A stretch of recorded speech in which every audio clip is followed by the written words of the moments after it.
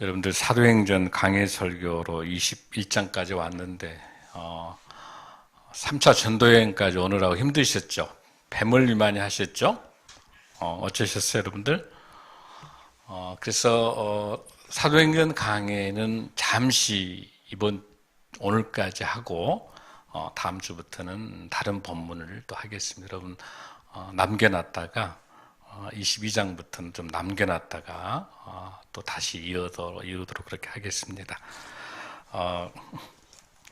이 바울 사도가 여러분들 어떤 사람이에요? 잘 알겠지만은 예수 믿는다고 쫓아다녀가지고 잡으러 다니고 또 어떤 감옥에 집어넣고, 그러니까 오로지 예수 믿는 것에 핍박했던 사람이에요. 그러니까 스데반의 죽음 앞에서도 있었던 사람이죠.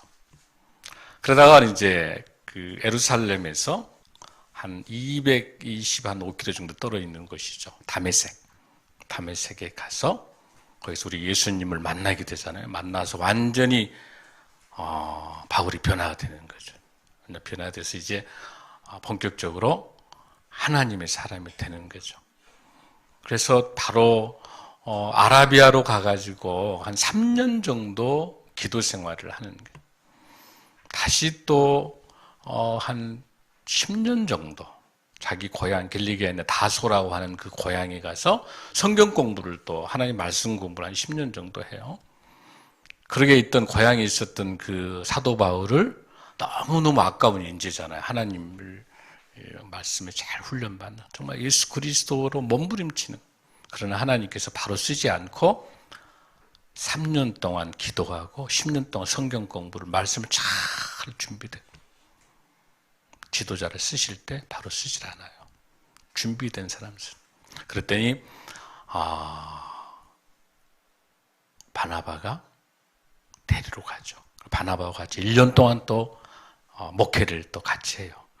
그러다가 어때요? 이제 사도 바울을 통해서 하나님께 쓰시기 위해서 1차, 2차, 3차 전도여행을 통해서 이방인 선교로 안수해서 하나님 보내시잖아요. 그게 한 12년에서 한 14년 정도 걸려요. 3차 전도여행까지 다 마치고 난다. 그 전도여행 하는 과정이 얼마나 어려움이 많아요. 옥에 갇힌 적도 있죠. 또 뿐만 아니라 돌에 맞아 죽을 뻔도 하고, 또 태장을 3번이나 맞기도 하고, 또 39대씩 5번이나 매를 맞고, 헐벗고 굶주리고, 그런 죽음 가운데에서도 예수 그리스도 복음을 전하는, 오직 예수 그리스도만이 구주라고 하는 그 참된 복음을 전하기 위해서 온몸을 바쳤던 사람이죠. 가마리엘 하수생으로서 굉장히 또 로마 시민권도 가지고 있고, 굉장히 지위와 사회와 명성, 편안하게 살 수 있는 그런 입장이지만은, 예수 그리스도의 복음에 사로잡혀 있는 사도 바울은 복음을 전하지 않고는 견딜 수가 없는 그런 바울의 마음이 저와 여러분 마음인 줄로 믿습니다. 영원하는 것밖에, 영원 구원밖에 우리에게 사명이 없습니다. 그런 가운데 오늘 이제 21장으로 건너가는데, 우리 오늘 설교 제목 한번 보면 좋을 것 같아요. 설교 제목 시작. 고 예수님으로 사는. 아멘. 아멘. 자, 여러분들 그 21장에서 보면 21장 4절 같은 경우도 보면은요, 제자들을 찾아 거기서 이래를 머물더니 제자들이 성령의 감동으로 바울더러 예루살렘에 들어가지 마라라고 하는. 그러니까 이 4절도 그렇고 11절도 그러고요. 무슨 내용이냐면, 두로라고 하는 곳에 이제 왔는데, 거기 있는 제자들이 성령을 보고 성령의 은혜 가운데 도저히 예루살렘으로 가게 되면은 결박당하고 환난당하니까 가지 마라고, 성령의 음성을 들었다고 이야기하는 거예요. 또 잠시 지나고 난 다음에 이제 가이사라 쪽에 왔어요. 거기는 아가보 선지자를 만났는데도 그곳에서도 가지 마라고, 성령의 음성. 예를 들어 11절도 보면 10절도 여러 날 머물러 있더니 아가보라 하는 선지자가 유대로부터 내려와서 우리에게 와서 바울의 띠를 가져다가 성령이 말씀하시되 바로 그곳에 가지 말라고. 그러니까 성령의 음성인데 가지 마라 그래요. 누가? 거기 나온 두로에 있는 제자들도 가지 마라 그러죠. 그 다음에 여기 본문에 나와 있는 아가보 선지자도 성령의 음성 가지 마라 그러는데, 그런데 문제는 뭐예요? 13절에 보면은 바울이 대답하여 이르되 여러분이 어찌하여 울어 내 마음을 상하게 하느냐. 나는 주 예수의 이름을 위하여 결박당할 뿐 아니라 예루살렘에서 죽을 것도 각오하였느니라.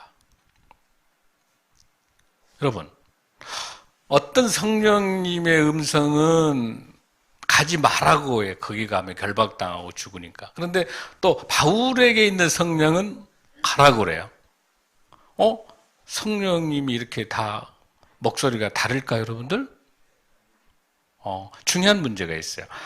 고린도전서 12장 8절에 보면은 성령의 말씀에 지혜의 말씀과 성령을 따라 지식의 말씀이 있다. 이건 뭐냐면 잘 분별하라는 거예요. 잘 분별하라는 거. 여기서 중요한 게 뭐냐면 성령의 말씀으로 했지만은 두로에 있는 제자들과 여기 있는 본문에 나와 있는 아가보라고 하는 말은 뭐냐면 예루살렘에 가면 결박당하고 죽을 것이다라는 것만 성령님이 보여줬지 가지 말라는 것은 누구 생각이에요? 두로에 있는 제자들의 생각이고 여기 있는 선지자 아가보의 생각이지 가지 말라는 거는. 여러분 이해됐어요? 무슨 뜻인 줄?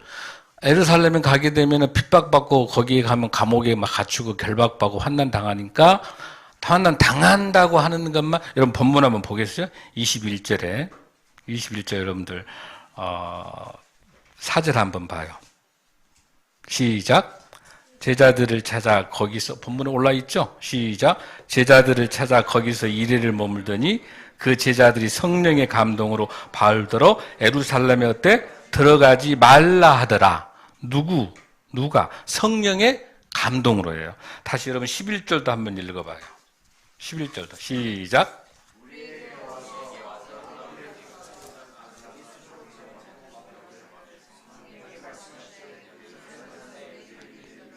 이띠 임자를 결박하여 이방인의 손에 넘겨주라 하거늘.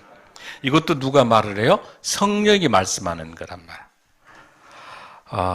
고린도전서 14장 29절에 보면 이게 있어요. 바울이 애언하는 자는 둘이나 셋이 말하고 다른 이들은 분별하라. 지금 중요한 게 뭐냐면 애언이라고 하는 것은 성령의 은사 중에 하나로 있는데 그 애언을 뭐 하는 거? 분별하는 것도 중요하다.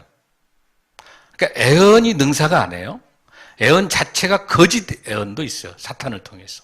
그러니까 분별을 잘. 여기에서 말하는 이 두로에 있는 제자들의 애언도 맞는 애언이죠. 예루살렘 가면 환난 당한다는 거. 그 다음에 여기 있는 본문에 나온 아가보 선지자가 했던 것도 애언이 맞는데 문제는 뭐예요? 여기 자의적인 해석을 하고 있다는 위험한 거죠. 왜? 예루살렘 현장에는 문제가 있지만 환난과 핍박이 있지만 가지 마라는 성령의 음성이 아니에요. 지금 우리 인간적인 생각. 그러나 분명히 여기 본문에 나와 있는 13절에 나타나는 21장 13절에 나타나는 바울에게 말씀하신 성령은 예루살렘 가게 되면 환난과 결박이 있다고 분명히 이야기하면서 그러면도 뭐예요? 예루살렘으로 가라. 할렐루야. 예루살렘으로 가야 어디로 가요? 로마로 가게 되고 로마로 가야 바로 사도행전 1장 8절에 있는 유다와 사마리아와 땅끝까지 복음을 되는 증인이 될 수 있는 거. 할렐루야. 하나님의 시간표에 들어있는 것을 말해요. 자, 그런데 이제 여기 나타난 17절까지가 사도행전의 중심에서 3차 선교여행이 끝나는 것이 어디까지요? 17절까지요. 그러니까 21장 17절까지가 3차 선교여행이 완전히 끝나는 거예요. 이제 드디어 어디로 가는 거예요? 예루살렘으로 결박받으러 가는 그 과정이 오늘 우리 본문에 읽었던 겁니다. 자, 18절 한번 우리 읽습니다. 시작. 그 이튿날 바울이 우리와 함께 야고보에게 들어가니 장로들도 다 있더라. 19절. 바울이 무난하고 하나님이 자기 사역으로 말미암아 이방 가운데서 하신 일을 낱낱이 말하니. 20절. 그들이 듣고 하나님께 영광을 돌리고 바울더러 이르되 형제여 그대도 보는 바와 유대인 중에 믿는 자 수만 명이 있으니 다 율법의 열성을 가진 자라. 21절 네가 이 방에 있는 모든 유대인을 가르쳐대 모세를 배반하고 아들들에게 할례를 행하지 말고 또 관습을 지키라 말라 한 다음을 그들이 들었도다. 이게 무슨 뜻이에요? 이제 3차 전도여행을 마치고 가이사라에서 예루살렘까지 왔어요. 왔는데 거기 예루살렘 교회의 목사님이 누굽니까? 야고보. 그러니까 야고보를 그 대신 여기 베드로나 요한은 선교여행 나가가지고 없고 야고보와 거기 많은 장로들만 지금 있는 건데 지금 여기 이제 사도 바울이 와가지고 선교 보고하러 온 거예요. 선교 보고 왔는데 환영은 하지만은 야고보와 장로들 마음에 근심이 가득 들어있어요. 왜? 거기 있는 많은 유대인들 중에서 그 예루살렘에 있는 유대인들 중에서 바울을 시기 질투한 사람이 많은 거예요. 왜? 모세 율법을 버렸다. 그 다음에 뭘 한다? 할례를 하지 않는다 하면서 우리 유대의 관습과 관례를 어겼다고 소문을 낸다고 하는 것들을 나와가지고 이제 야고보와 장로들이 걱정된 거예요. 선교보고를 들으니까 어마어마하게 빌립보 교회라든지 거의 고린도 교회, 데살로니가 교회 뭐 많은 교회들이 엄청나게 부흥했던 기쁜 소식을 듣긴 들었는데 한편에 걱정된 게 뭐예요? 예루살렘 교회의 현재 상황이 어때요? 막 거기 많은 사람들이 거기 숫자에 수만 명이 많은 사람들이 있지만은 그 사람들 안에는 오로지 뭐야? 율례와라든지 그 법도라든지 규례라든지 여기에 딱 싸잡아 있는 그런 사람들이니까 걱정되는 거예요. 왜?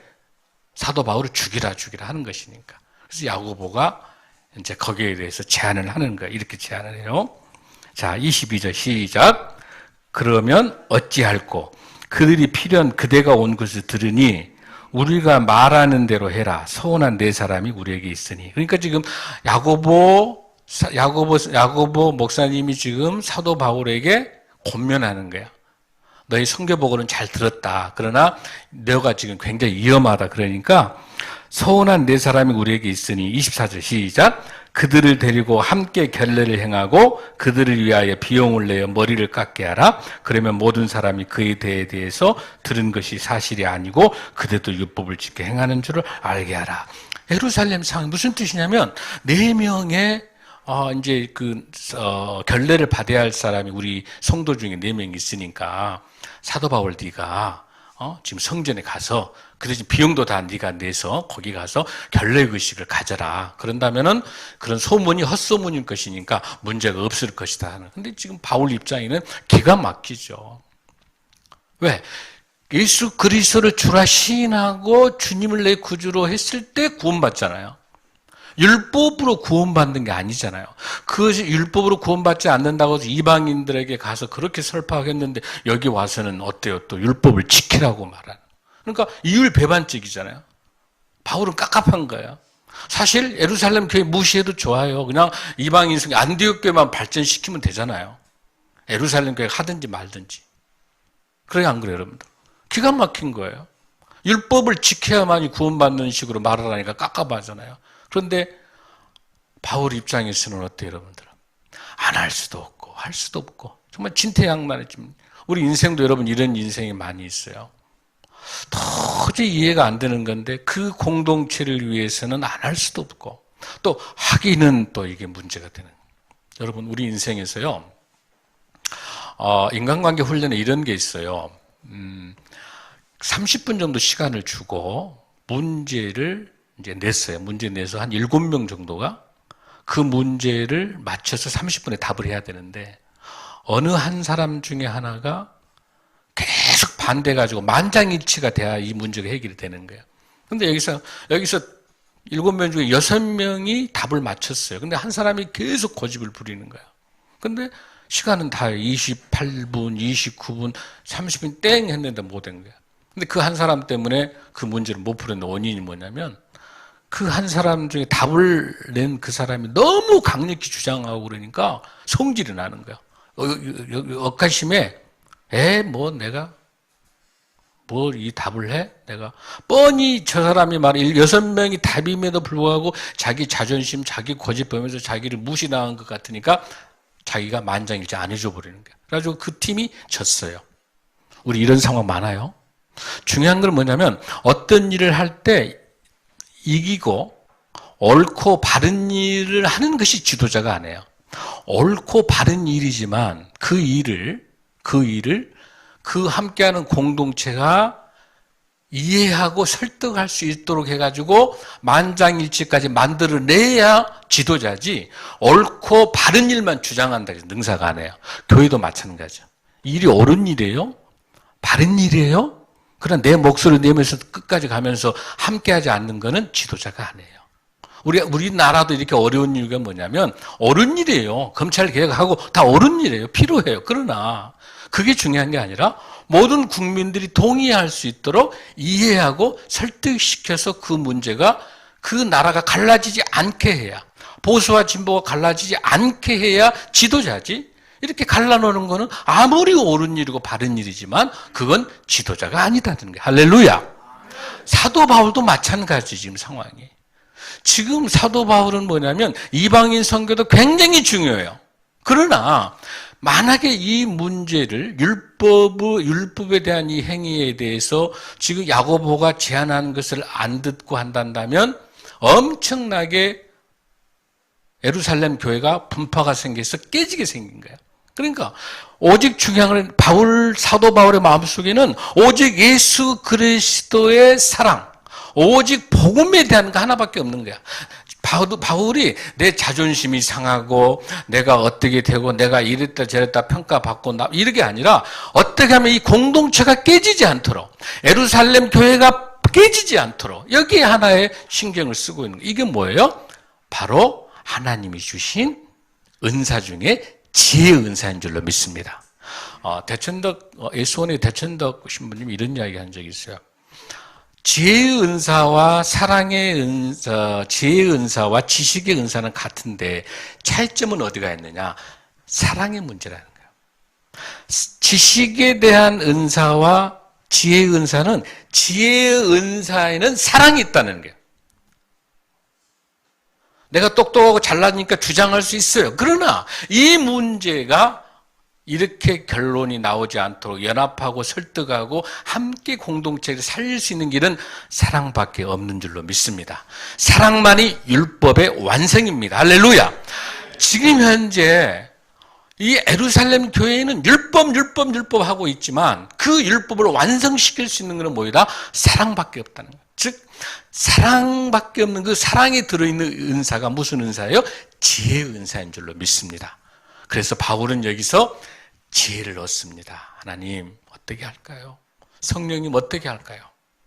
그래서 목숨 거는 것이, 바울의 자존심이 중요한 게 아니고 바울의 바울이 얼마나 논리적이고 얼마나 설득력 있고 얼마나 많은 경험을 갖고 있습니까? 죽음을 수없이 겪으면서도 복음 전도했던 그 사도 바울인데 이 예루살렘에 있는 이 사람들 하나 논리적으로 이길 수 없을까요? 충분히 논리적으로 할 수 있어요. 충분히. 그러나 그러지 않는 거예요. 바울은. 왜?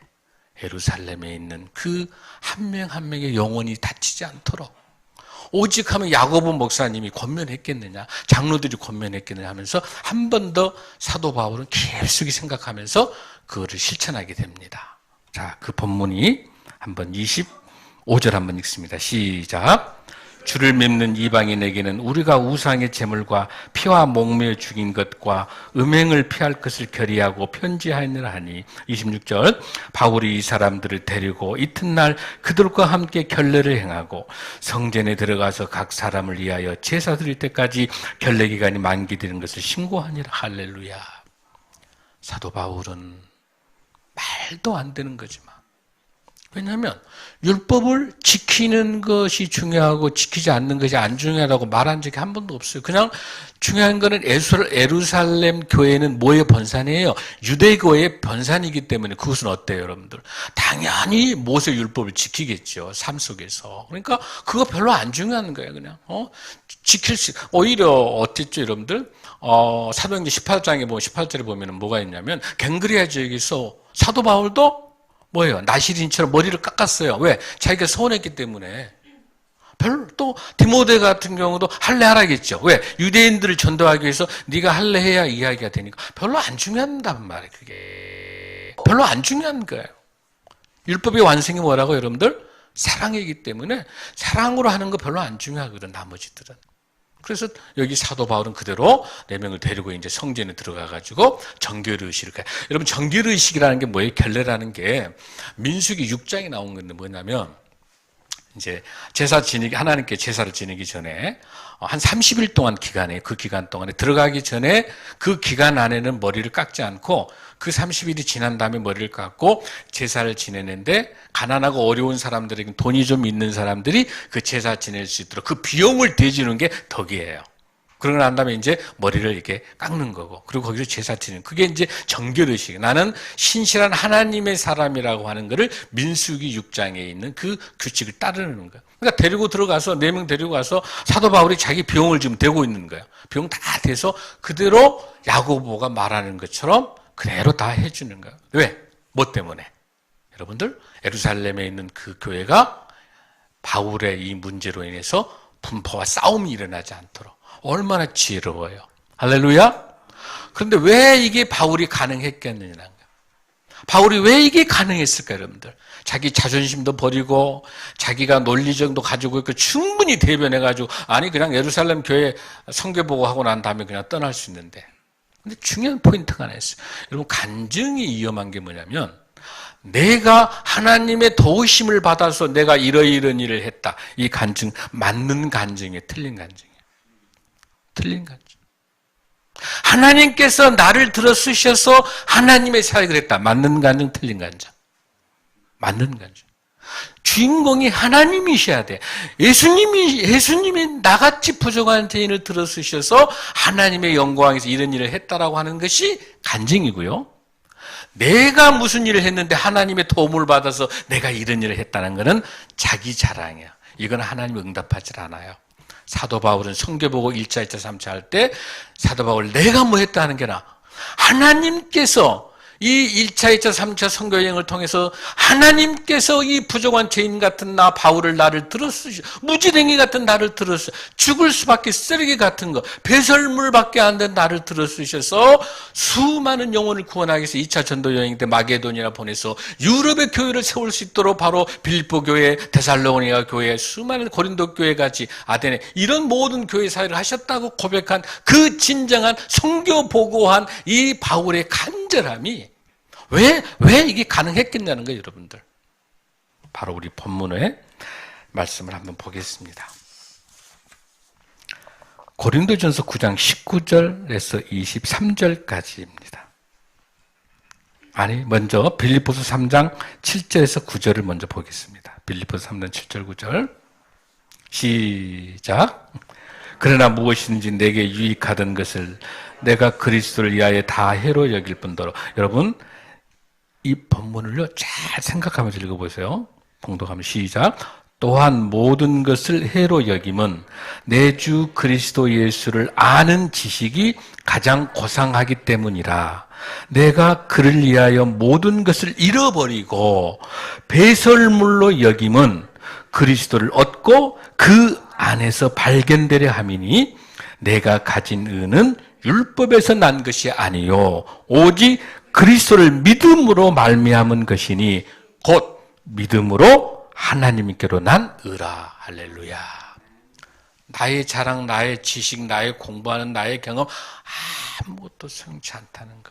오직 누구예요? 오직 그리스도를 믿는 믿음으로, 그 믿음으로 주신 하나님의 의라. 할렐루야.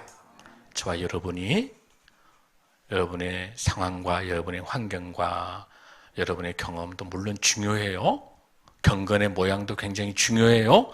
그러나 경건의 진정성, 삶의 예배자로 살아가려고 하는 그 진정성, 그건 우리 마음속에 성령 충만을 통해서 예수 그리스도만이 우리 마음에 있어야 가능한 줄로 믿습니다. 이러한 마음을 갖고 있을 때 바울에게는 오로지 예수 그리스도가 함께하고 있는 바울이기 때문에, 그 심장 속에 주님이 계시기 때문에 바울에게 있어서는 딱 한 가지밖에 없는 거예요. 뭐예요? 영원 구원밖에 없는 거예요. 내가 어떤 상황에 처하든지 간에, 내가 비천하든 내가 어떤 상황이든지 간에 나는 내가 죽어져도, 내가 죽고 우리 예수님이 사는 거라면 바울은 그 길을 택한 거예요. 할렐루야.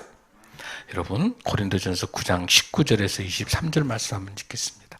바울이 어떻게 예루살렘 교회에서 비참한 상황이지만 담담하게 야고보 사도의 야고보 목사님의 말씀과 장로들의 말을 따라서 자존심도 다 버리고 자기를 다 버리고 이렇게 다시 율법을 통해서 이 사역을 할 수 있는지, 그 답이 고린도전서 9장 19절에서 23절에 있습니다. 시작. 내가 모든 사람에게서 자유로우나 스스로 모든 사람에게 종이 된 것은 더 많은 사람을 얻고자 함이라. 할렐루야. 바울이 종이 된 것은 종의 모습으로 가야 종들을 전도할 수 있기 때문에. 할렐루야. 20절 시작. 유대인들에게 내가 유대인과 같이 된 것은 유대인들을 얻고자 하며 율법 아래에 있는 자들에게는 내가 율법 아래에 있지 아니하나 율법 아래에 있는 자 같이 된 것은 율법 아래에 있는 자들을 얻고자 합니다. 할렐루야. 그들의 눈높이를 맞춰서 그들이 주님을 만난다면, 내가 낮아지고 내가 죽어져도 주님을 그들이 만날 수 있는다면 그 길을 택하겠다. 할렐루야. 21절 시작. 율법 없는 자에게는 내가 하나님께는 율법 없는 자가 아니요 도리어 그리스도의 율법 아래에 있는 자이나 율법 없는 자와 같이 된 것은 율법 없는 자들을 얻고자 합니다. 할렐루야. 이방인을 얻고 싶어서 이방인들에게 율법의 잣대로 제기되면 감당할 수가 없는 거. 이방인들이 어떻게 율법을 감당합니까? 그래서 이들에게 뭘 없애니까? 율법을 없는 자들을 얻고자 하기 때문에 율법 없는 자와 같이 바울이 됐다는 거예요. 할렐루야. 더 놀랍습니다. 22절 시작. 약한 자들에게 내가 약한 자와 같이 된 것은 약한 자들을 얻고자 하며 내가 여러 사람에게 여러 모습이 된 것은 아무쪼록 몇 사람이라도 구원하고자 합니다. 할렐루야.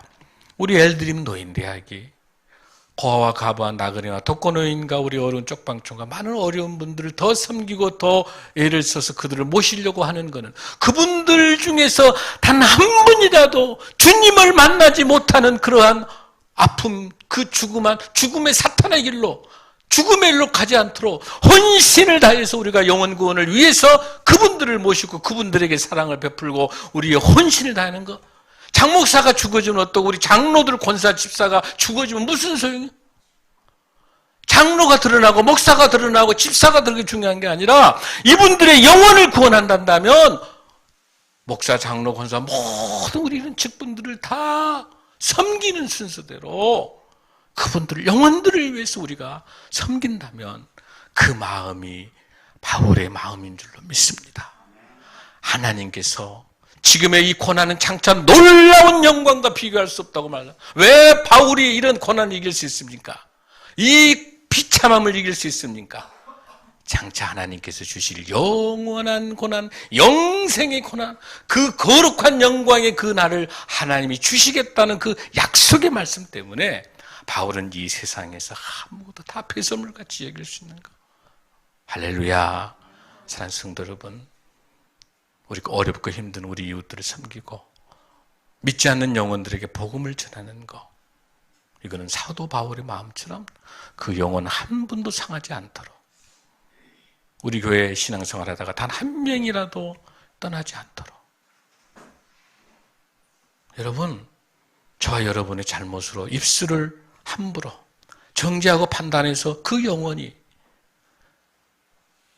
주님 품을 떠나는 것은 하나님께서 지난번 에스겔 말씀처럼 그것을 하나님이 분명히 기억하시고 하나님께서 심판하신다고 하셨어요. 우리 입술을 통해서 영원히 상하지 않도록 바울처럼 부하기도 취하고 비나기도 취하고 형편과 상황에 다 맞춰서 그 영혼 하나에 목숨 걸고 나는 죽고 우리 예수만 사는 승리하는 저와 여러분 되기를 간절히 소원합니다. 하나님께서 귀한 지도자를 쓰실 때, 우리 7 집사 쓰실 때 성령이 충만하고 지혜가 충만하고 사람들에게 칭찬받는 7 집사를 통해서 구제를 맡겼던 것처럼 오늘 저희들에게 성령 충만하고 지혜가 충만한 사랑의 은사, 지혜의 은사가 충만한 저와 여러분을 통해서, 바울의 사역을 통해서 역사하시는 하나님께서 저와 여러분 통해서 많은 영혼들을 주님 품으로 돌아오게 하는 놀라운 역사가 우리 교회와 우리 한국교회를 통해서 회복할 줄로 믿습니다. 여러분 한 명 한 명 여러분들 마음의 성전 너무너무 소중합니다. 늘 주님을 붙잡고 주님과 동행하며 어떤 상황에 처하든지 간에 영혼 구원하는데 우리의 목숨을 다하는 저와 여러분 되길 바랍니다. 감사합니다. 할렐루야. 다 함께 일어나시겠습니다.